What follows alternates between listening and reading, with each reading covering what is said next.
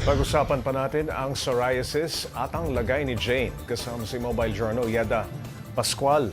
Yeda, paano ba nakukuha ang ganitong klase ng sakit? Ano ba yung gamot dyan? Paps, yung psoriasis kasi multifactorial, so maaaring maraming pwedeng maging sanhi. So number one nga dyan, genes na sa lahi, pangalawa, trauma sa balat, pangatlo, infection. Kapag hindi na control yung mga maliliit na rashes sa katawan, pwede yung maging overwhelming, dumami, magresulta sa exfoliative dermatitis na malamang sa malamang ay case ng pasyente natin.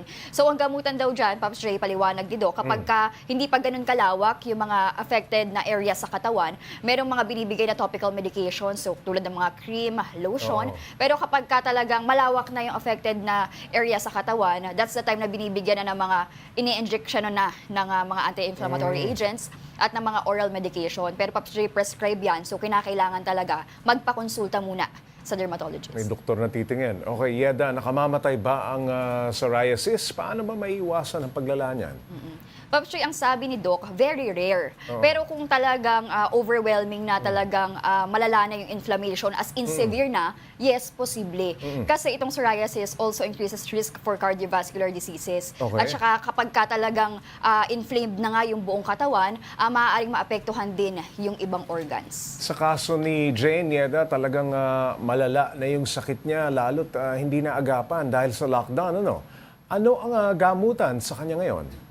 Paps Ray, talaga nakakaawa yung sitwasyon ni Miss Jane dahil talagang wala siyang nilalagay na kahit na ano. Talagang tinitiis niya. Sabi niya nga kanina, nagkukwento siya, umiiyak na siya dahil talagang wala siyang magawa. Sobrang sakit, sobrang kate ng kanyang katawan.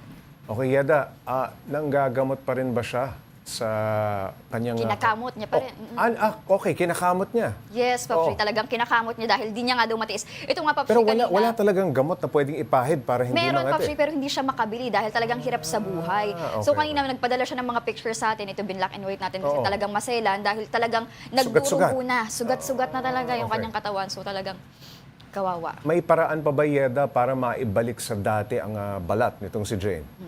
Paps Ray, kung exfoliative dermatitis yan tulad ng nabanggit ni Doc, kailangan talaga thorough evaluation eh. Oo. Kasi yung exfoliative dermatitis, marami din yung maging mga causes. So, pwedeng dulot ng infection nga, pwede ding dulot na pala ng cancer. So, kailangan talaga siyang masuri. At bukod pa doon, isa pa sa mga pinoproblema niya, yung pagbaloktot nga ng kanyang mga kamay at ng kanyang mga binti. So, sabi ni Doc, Umihigpit kasi, ano? yes, yung Nagiging nagdadry tuyo kasi eh. talagang Oo, tuyong-tuyo yung kanyang balat. Sabi ni Doc, yung mga ganong case, nire-refer naman nila sa rheumatologist kasi sila yung nagmamanage sa mga arthritis na dulot ng psoriasis. At sino ngayon na nag-aalaga kay Jane, Yeda? At magkano ba ang nakikitang gastusin dito sa kanyang maintenance?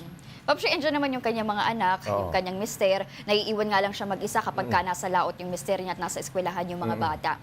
Yung kanyang huling check-up, 6 months ago, umabot daw ng 4,000 yung kanyang mga gamot. Good for 1 month lang yun. Nako. Ang sabi nga ni Doc kanina sa interview, itong psoriasis panghabang buhay, Tuloy-tuloy. magamutan. So, Oo. kailangan talaga nilang makapag-ipon nang sa gayon, ma-maintain nga yung mga gamutan nito ni Miss Jane. Alright, maraming salamat, Mobile Journal, Yeda Pascual.